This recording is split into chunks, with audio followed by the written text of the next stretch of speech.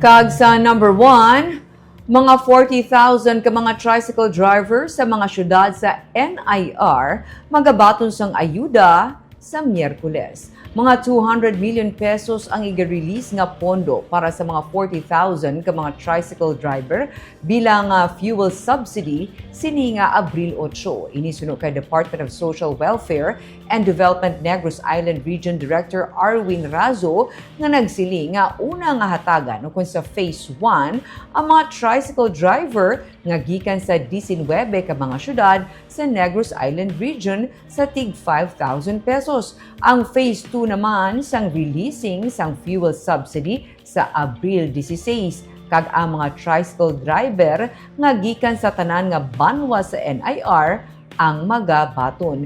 Hindi pa as of press time mapatud kun pila ka mga driver nga gikan sa mga munisipalidad ang magabaton bangod nga ginatipon pa lang ang datos. Pathag ni Razo sa Abril 8, simultaneous o kundulungan ang releasing sang fuel subsidy.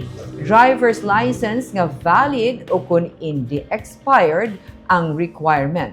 Kung on-process pang renewal basta may pruweba lang, inisarang sa gihapon nga mabaton. Makatapos ang TODA kung Tricycle Drivers and Operators Association kung yadtong may mga permit amo ang qualified nga magbaton sang fuel subsidy suno sa DSWD.